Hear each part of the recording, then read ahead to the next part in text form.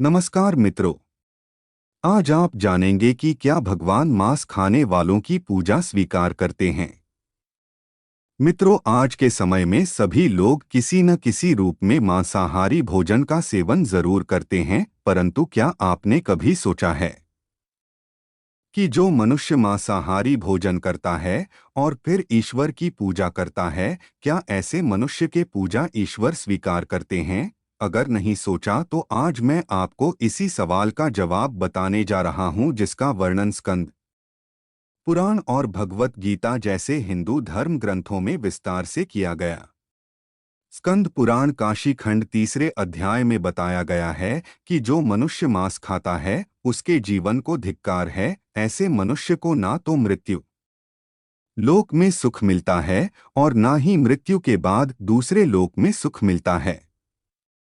साथ ही स्कंद पुराण में एक प्रसंग का और वर्णन मिलता है, जिसके अनुसार जब एक बार सभी देवतागण काशी पहुंचे तो उन्होंने देखा कि एक बाघ जैसे हिंसक पशु भी वहां घास खा रहे हैं।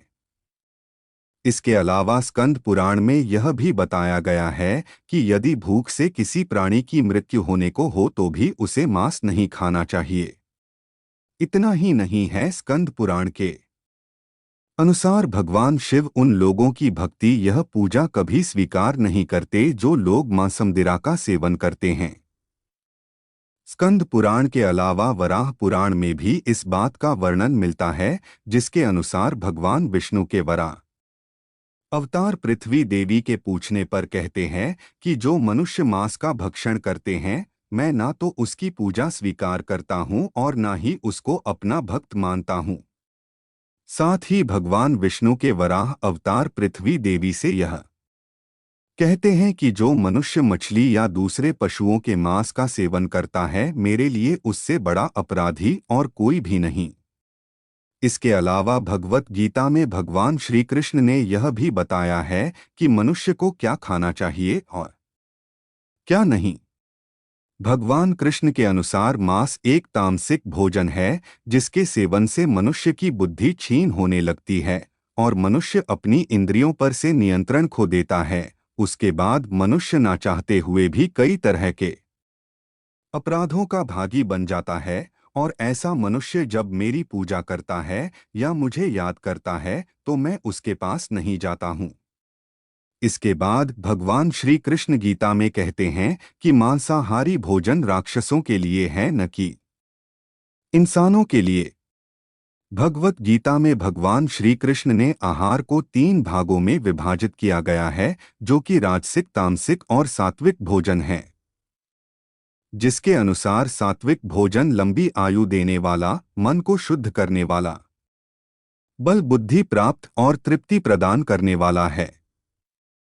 हिंदू धर्म में मांस खाना सही है कि नहीं, इसके बारे में कई लोगों को भ्रम है और इसका मुख्य कारण यह है कि लोगों को धर्मशास्त्र में वर्णित ज्ञान का ना होना। कुछ लोगों का तो यह भी मानना है कि वेद मांस भक्षण को जायज बताता है, लेकिन यह सच नहीं है। सच तो यह है कि वेदों में स्पष्ट रूप से बताया गया है कि पशु हत्या अर्थात पशु बलि आपकी श्रेणी में आता है।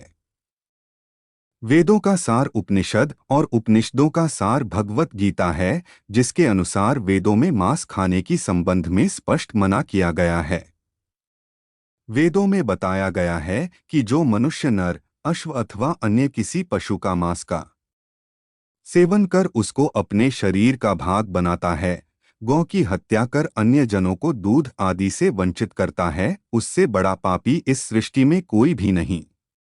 यजुर्वेद में बताया गया कि सभी मनुष्य को परमात्मा के सभी रचनाओं को अपनी आत्मा के समान तुल्य मानना चाहिए, अर्थात वे अपने जैसे हित चाहते हैं उसी तरह अन्य का भी हित करें। अथर्ववेद में कहा गया कि हे मनुष्य, तुम चावल दाल गेहूं आदि खाद्य पदार्थ आहार के रूप में ग्रहण करो, यही तुम्हारे लिए सबसे उत्तम और रमणीय खाद्य पदार्थों का भाग है। तुम किसी भी नर या मादा की कभी हिंसा मत करो। वह लोग जो नर एवं मादा भ्रूण और अंडों के नाश से उपलब्ध हुए मांस को कच्चा या पकाकर खाते हैं, तुम्हें उनका विरोध करना चाहिए। इसके अलावा ऋग्वेद में भी बताया गया है कि गाय जगत की माता है और उनकी रक्षा में ही समाज की उन्नति है। मनुष्य को उनके समान सभी चार पैर वाले पशुओं की रक्षा करनी चाहिए। वहीं गरुड़ पुराण में भगवान विष्णु पक्षीराज गरुड़ को एक कथा सुनाते हुए कहते हैं कि जो मनुष्य मांस का भक्षण करता है या फिर मदिरा का सेवन करता है, उसकी भक्ति या फिर पूजा कोई भी देवता स्वीकार नहीं करते और ऐसे मनुष्य को ना ही कोई देवता मदद करते हैं। इसलिए मनुष्य को चाहिए कि वह सात्विक भोजन करे ताकि उसके जीवन काल और मृत्यु के बाद भी ईश्वर का शरण मिल सके। आगे भगवान विष्णु कहते हैं कि जो मनुष्य स्वाद के लिए दूसरे पशुओं की हत्या करता है, उसे मृत्यु के बाद पशुओं की उसी योनि में कई जन्मों तक भटकना पड़ता है और वह भी उसी तरह मारा जाता है जिस तरह खाने के लिए उसने पशु को मारा था।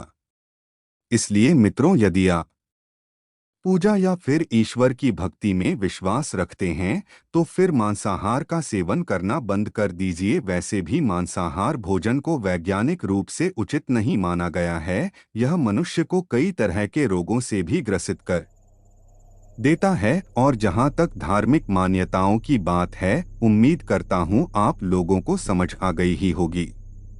मित्रों, अगर आपको ऐसी वीडियो देखना पसंद है तो आप हमारे चैनल को सब्सक्राइब करें ताकि ऐसी वीडियो आपको सबसे पहले देखने को मिले। धन्यवाद।